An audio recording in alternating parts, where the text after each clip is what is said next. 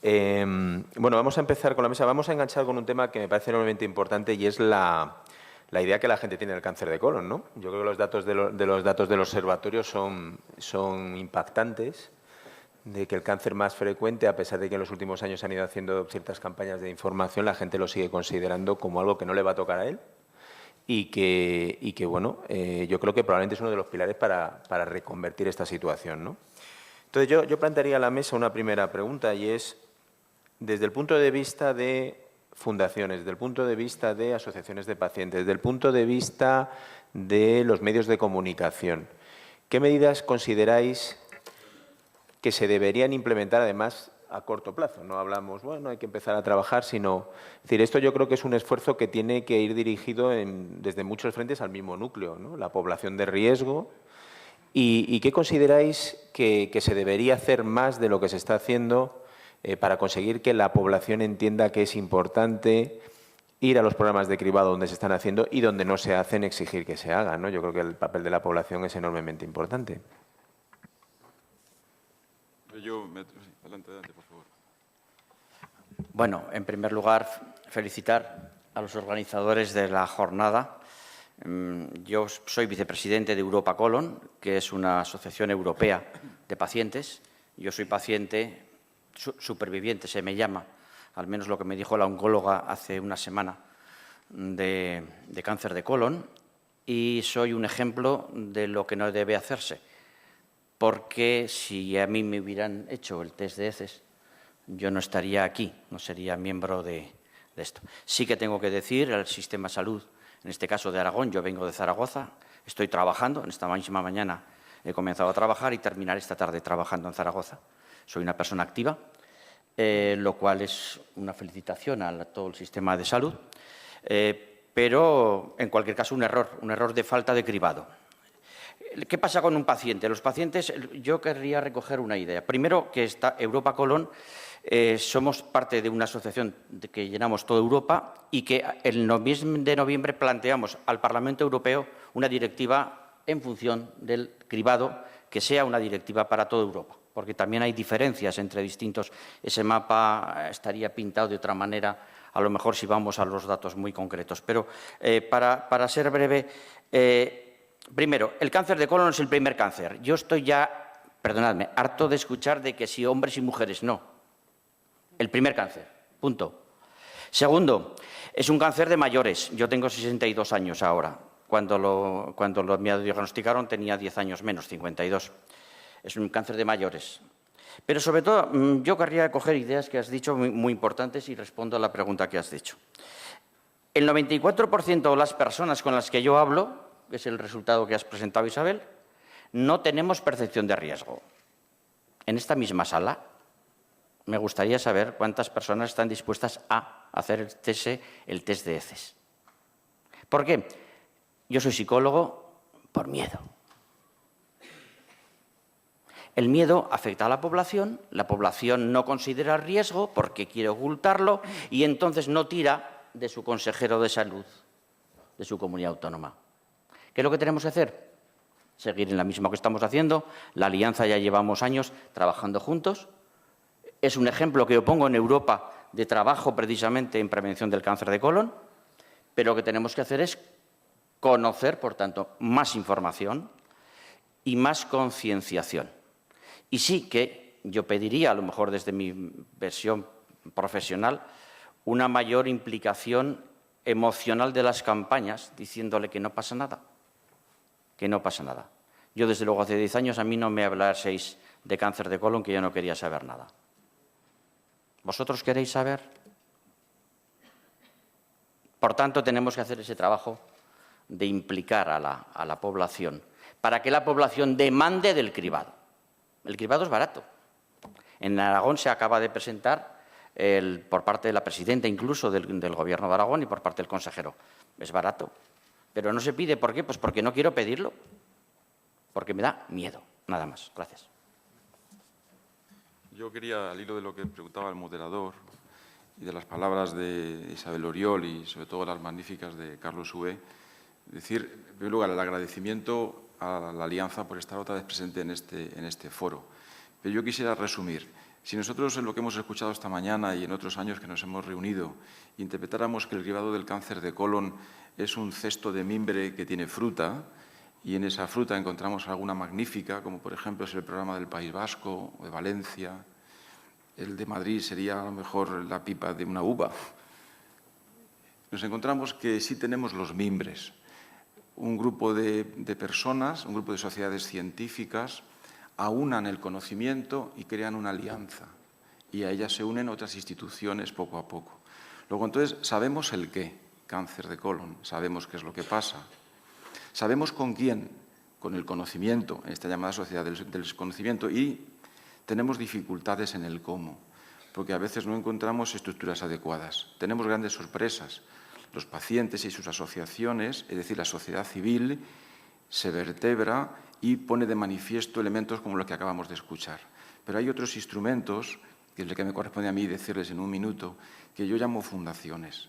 Las estructuras fundacionales en este momento en nuestro país calculamos que debe haber alrededor de unas 13.800 fundaciones activas que generan puestos de trabajo también directos, alrededor de 200.000, con grupos de voluntariado de cerca de 80 o 90.000 personas. Tiene una gran relevancia social. Yo notaba, mientras escuchaba a Isabel, recordaba los modelos de organización de una fundación, que realmente sus fines son fines para beneficiar a la sociedad, sin ánimo de lucro, donde se compromete un patrimonio y unos recursos, y tendrían 3 niveles de actuación. Un nivel operativo, que es aquel en el que los recursos son para hacer proyectos propios, los de donante, que son las fundaciones americanas, aquellas que consiguen recursos para pagar becas o ayudas, y están las fundaciones movilizadoras. Y yo recordaba la definición, que son aquellas fundaciones que destinan sus recursos para la sensibilización social, para la movilización cívica, y el resultado de su gestión son campañas destinadas a influir sobre comportamientos y opiniones. Esa es la razón por la que la Fundación Tejerina, dedicada a la patología de la mama de toda la vida, intuye que en su cambio de estatutos, de ampliar el estudio del cáncer, el cáncer de colon era un modelo extraordinario donde lo aprendido y los errores cometidos en el tema de la mama se podían llevar al cáncer de colon para ser elemento de apoyo. Otras fundaciones están en la propia alianza como COFARES. Es un compromiso de una estructura fundacional pública o privada. Por cierto, los fondos de las fundaciones, en casi un 60% de los casos, son fondos privados. Alrededor de un 40 y algo es público, o quizá a veces algo menos, depende de cada comunidad autónoma.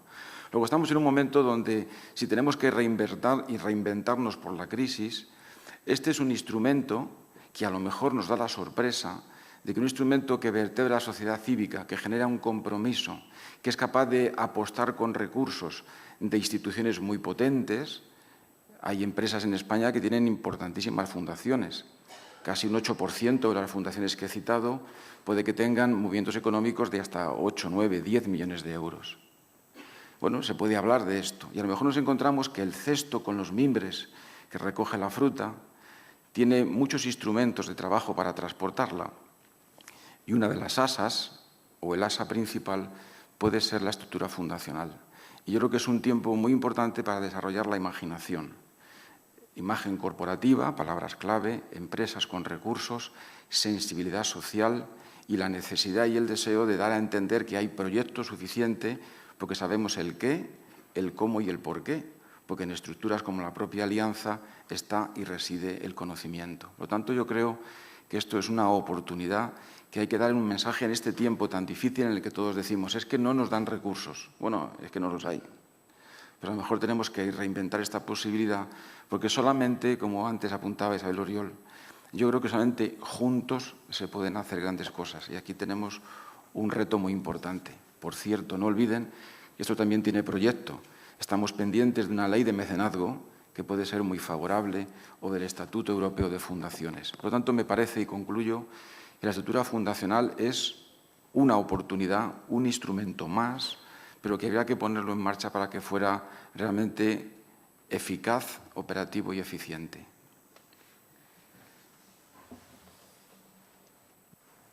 No sé si queréis hacer un comentario. Bueno. Hay un punto que yo creo que es muy importante y engancha con todo esto que se está hablando, y es que probablemente han pasado los tiempos de esperar a ver qué nos dan y con lo que nos den a ver qué hacemos, sino vamos a buscar lo que hay y vamos a hacer cosas. Y yo creo que esto engancha muy bien con el tema de quién debe plantear hacer los programas de cribado. Es decir, ¿tiene que ser exclusivamente la sanidad pública? No nos olvidemos que hay un porcentaje muy alto de población que tiene aseguramientos privados. Y hay otra entidad que, por decirlo de alguna manera, atraviesa de manera perpendicular a estas áreas de atención de la salud, que son la medicina del trabajo. Y a veces, no sé si por ignorancia probablemente del campo que pueden jugar o por una visión quizá sectaria, entiéndame bien, de lo que pueden significar algunas áreas de la medicina no tradicional desde el punto de vista organizativo, ¿no? Como puede ser la seguridad social, el sistema público, hemos dejado un poco de lado a unas entidades que aglomeran a una cantidad enorme de población.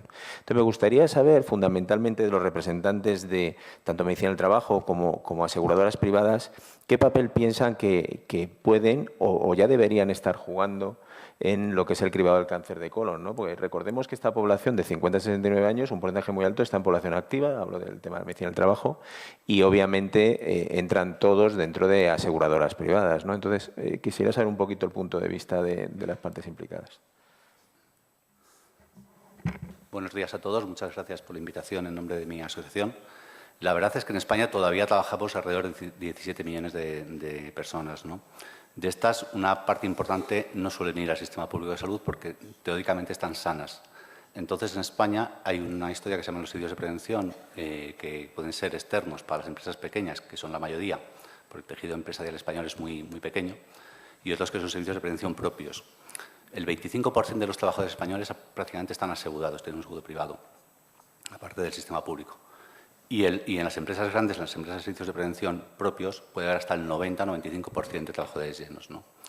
Entonces, claro, en España está una situación poco de las muchas cosas absurdas y surrealistas, aparte de las que íbamos viendo toda la mañana, pues está que un trabajador español tiene contacto con un médico del servicio de prevención propio externo, evidentemente mucho más cercano el servicio de prevención propio porque está en la empresa. El servicio de prevención externo pues lo ve, en teoría, una vez al año, poco más.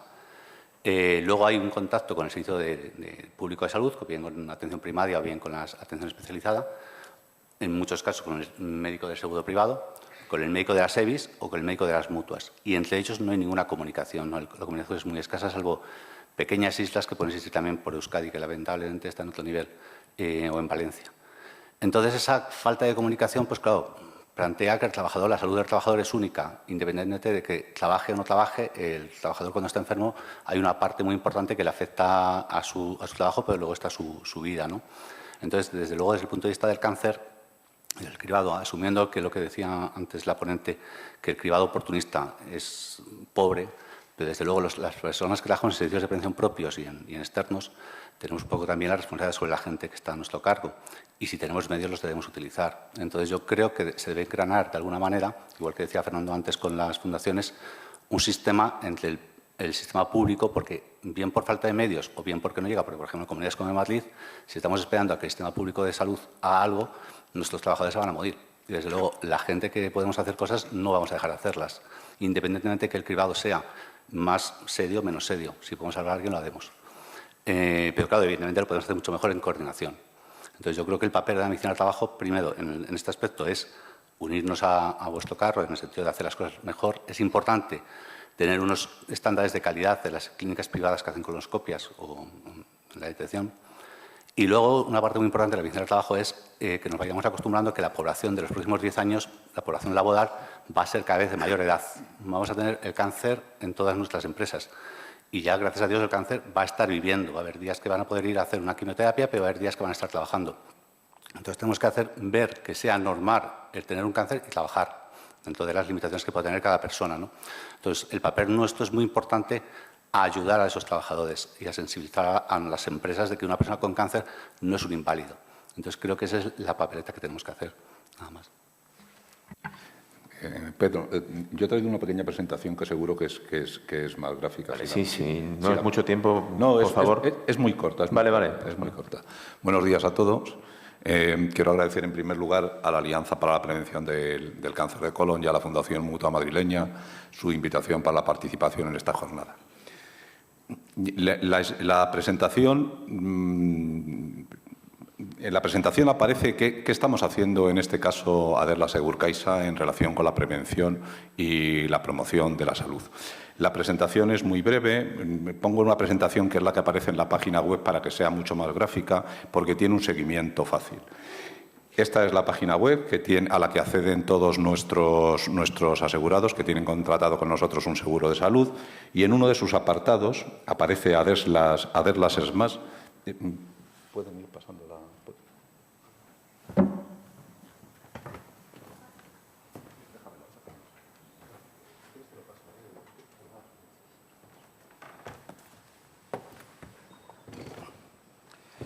Como decía, a través de uno de los epígrafes, que es Aderlas Smart, aparecen los programas de prevención.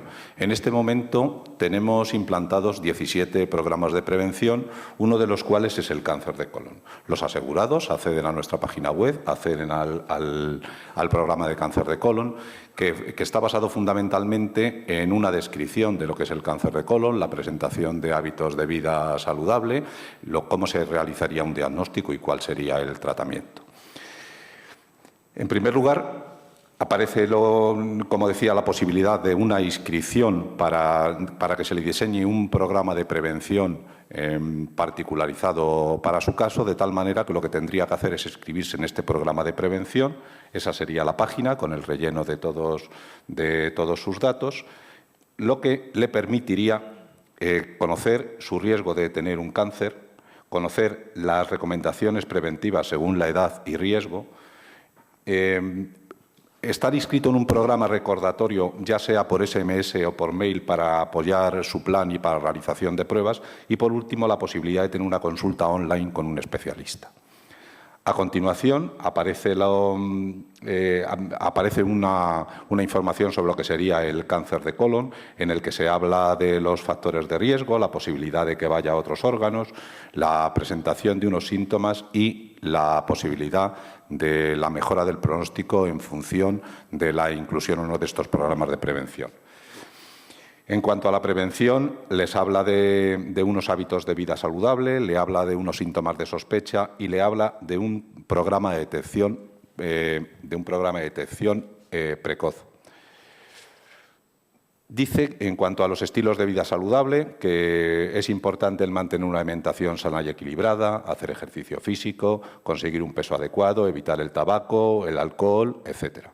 En cuanto a los síntomas, les habla de los cambios de ritmo intestinal, la diarrea, el estreñimiento, la posibilidad del afilamiento de las heces, el tenesmo, sangre en heces, molestias abdominales y la presencia de algún síntoma paraneoplásico, como sería el cansancio o la pérdida de peso. Aparece también los programas de detección precoz, como decía antes, que nos permiten disminuir hasta el 60% de los casos y tratar precozmente los pólipos benignos, realizar un tratamiento de cáncer más sencillo, aumentar la calidad de vida y mejorar el pronóstico, y les indica que los dos parámetros son la presencia de sangre en heces, sangre oculta en heces, y la colonoscopia. Les habla también del diagnóstico, que comenta la posibilidad de tener ellos un síntoma de sospecha y que siempre es necesario que acuda al médico para que siga el curso de su proceso. Les habla de la historia clínica, de los análisis de sangre, la sangre oculta en heces, la posibilidad de enemas opacos, colonoscopias, biopsias. Y, por último, les habla del tratamiento del cáncer de colon. Y les habla que es importante el diagnóstico en una etapa temprana, en una etapa en la que sea mucho más fácil el tratamiento del mismo, y les habla de las tres grandes posibilidades, la cirugía o el tratamiento oncológico, ya sea con oncología médica o con radioterapia. Y, por último, en esa misma página les habla, existe un navegador para una enciclopedia de salud Adán, con lo que ellos podrían entrar a ver cualquiera de sus síntomas. Termino diciendo que en este momento nosotros prestamos asistencia, como muy bien decía Antonio, a una gran parte de colectivos privados. De hecho, la mayor parte de nuestra cartera está compuesta por colectivos privados.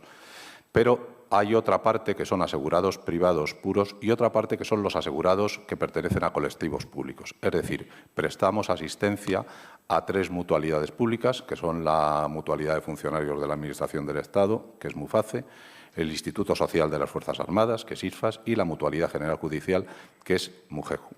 Y en ese sentido, he de decir que uno de las primeras cláusulas que aparecen en el contrato es que tenemos que dar como mínimo la cartera de servicios del sistema público, lo que nos avala como entidad con posibilidad de realizar cualquiera de los tratamientos. Gracias. Muchas gracias. Esta es una pregunta dirigida directamente para Íñigo Lapetra. Como periodista y periodista de la salud,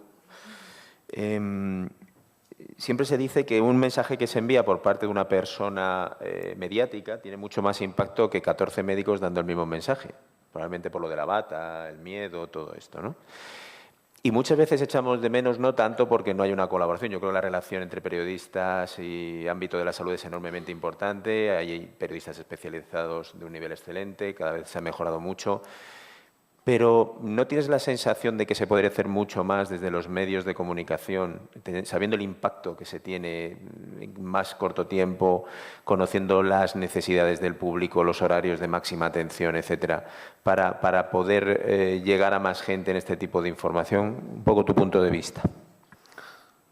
Hola, pues muy buenos días a todos. Buenas tardes ya. ANIS, que es la Asociación Nacional de Informadores de la Salud, esto suena un poco. Es la agrupación de todos los periodistas sanitarios que trabajan en España y, bueno, pues quería agradecer, ya que me dan la palabra, su invitación para que estemos aquí y la posibilidad de interactuar con todos ustedes. Efectivamente, pues yo creo que no es... Es decir, sí que es cierto, dependiendo un poco del perfil del público, sí es cierto que cuando hay determinadas personalidades que dan mensajes concretos, pues son bastante seguidos, ¿no? Pero muchas veces ese tipo de mensajes se quedan en hitos concretos, ¿no? Y yo creo que en este caso, que además sigo desde hace tiempo, porque mi relación con la Alianza a la Prevención del Cáncer de Colon viene desde que conocí al doctor Juan Diego Murillas hace ya pues, como 6 o 7 años. Y yo creo que la magnífica labor que se está haciendo es una labor de concienciación, de goteo, de dosificación de los mensajes. La situación ahora mismo, decías que había mejorado, desgraciadamente con la crisis financiera, la situación ahora mismo de la prensa sanitaria o de la prensa en general es complicada. Son muchos los medios de comunicación que están cerrando. Hace 5 años prácticamente todos los periódicos y gran parte de las cadenas de televisión disponían de páginas específicas de medicina, ya sea a través de un suplemento semanal o incluso cada ciertos días podíamos ver noticias sobre salud. Y bueno, pues si podéis ver la prensa últimamente, lo que sale en las noticias sanitarias son noticias de recortes, noticias de huelgas, noticias de privatizaciones. Es decir, a la labor puramente informativa o de labor de educación social y de educación política que tienen los medios de comunicación, pues desgraciadamente la está secuestrando este tipo de noticias y es más raro ver información desde un punto de vista médico o sanitario sobre salud. Yo creo que hay mucho camino por andar ahora mismo. Me ha gustado muchísimo la presentación que ha hecho la presidenta, donde bueno, pues comentaba los grandes avances que han hecho hasta ahora y los avances que todavía queda por hacer. Y ahí tiene que tener un papel importante la prensa.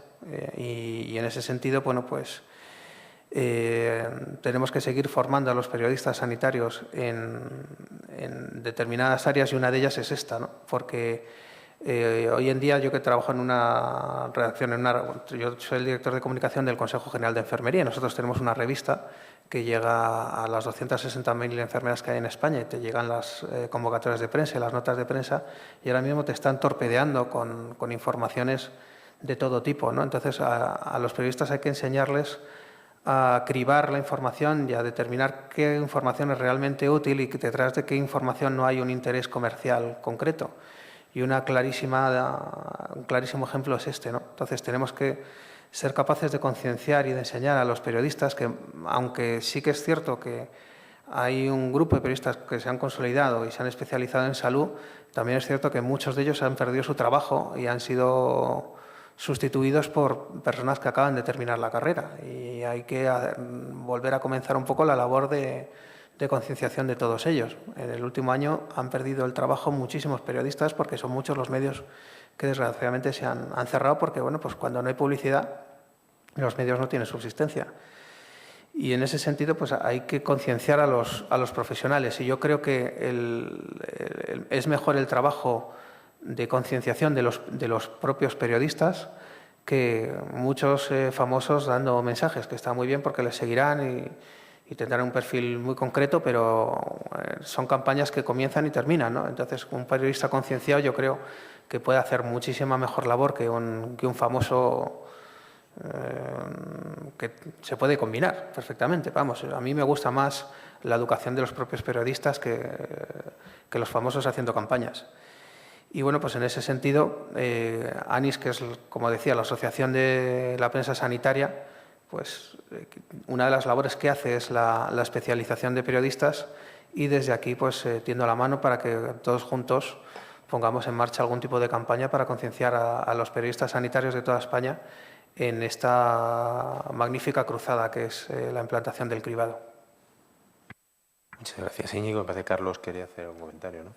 Sí, el comentario venía por una propuesta a la medicina laboral. A mí hace 12 años, no, 10 años, mejor dicho, con motivo de una analítica laboral, del trabajo, ¿no? ¿Cómo se llama? Un reconocimiento médico, perdón. En el reconocimiento médico ya me detectaron que tenía un hematocrito bajo y que pasase por mi médico de salud.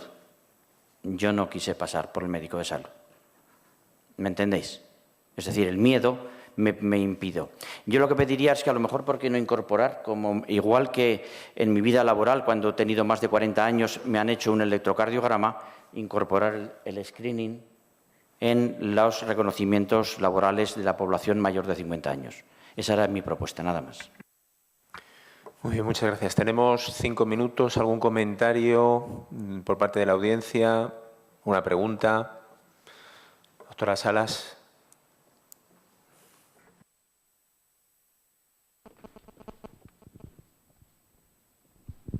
Un comentario, bueno, me ha gustado mucho la mesa, la intervención, la ponencia ha sido estupenda.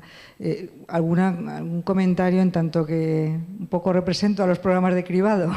Entonces, por una parte, yo lo que sí que creo es que está bastante demostrado que no es lo mismo hacer programas poblacionales y los resultados y los posibles beneficios que se pueden obtener que hacer actividades oportunistas. Eso yo creo que no voy a insistir, pero es bastante claro, ¿no? No obstante, yo lo que veo es oportunidades de colaboración, o sea, que en las intervenciones que yo he visto veo que hay oportunidades de colaboración con varias de las instancias que están presentes en esta mesa. Por una parte, algunos en tanto a que sensibilización de la población, que sí que podemos ver que tenemos ahí un margen de mejora importante, porque nuestra participación es aceptable, pero está en niveles bajos, o sea que, por una parte, tanto a los ciudadanos, los pacientes, los medios de comunicación pueden colaborar mucho en eso, y luego de algunas instancias que pueden, o bien a través de financiación o de su propia actividad, yo creo que pueden colaborar también, sobre todo en la sensibilización de la participación del colectivo. Por ejemplo, en medicina del trabajo, los hombres, como habréis visto, si habéis visto mi presentación, son los que menos participan. Entonces, ahí se puede hacer una labor de concienciación de participación en los programas de cribado.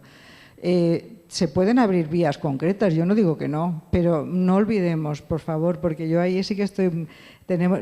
para construir algo que nos dé un futuro mejor en cuanto a salud, debemos apostar por programas de cribado poblacional que cumplen todos los requisitos, que invita a la población activamente cada 2 años, etcétera. Entonces, vertebremos en base a esos programas colaboraciones que se pueden hacer pues con aseguradoras, desde luego con la medicina del trabajo, etcétera. Esta es un poco mi propuesta, ¿no? Bueno, pues yo creo que, si no hay ninguna intervención, concluir con 2 ideas. Yo creo simplemente una, necesitamos más y mejor. Yo creo que no solo más información, sino mejor información para la población. Y segundo, que tenemos que ver una oportunidad. Es decir, está claro lo que ha comentado la doctora Salas. Es decir, tenemos recursos para poder acceder, que es lo que queremos. Al final es que la población completa acceda a los programas. Probablemente nos da lo mismo a través de qué vía, mientras el programa esté bien hecho y esté coordinado y sepamos qué pacientes han entrado en el programa a través de una vía u otra y eso quede registrado para lo que es el grupo poblacional. Y para eso yo creo que fundamentalmente lo que necesitamos es colaboración entre todas las áreas implicadas y un trabajo de coordinación que además yo creo que en estos momentos muchas veces no exige grandes inversiones, exige grandes intereses comunes más que inversiones importantes, ¿no? Entonces, nada más agradecer a los ponentes, ha sido yo creo una mesa enormemente productiva y a toda la audiencia por haber estado hasta aquí. Me parece que ahora viene la conclusión de la mesa, si no me equivoco.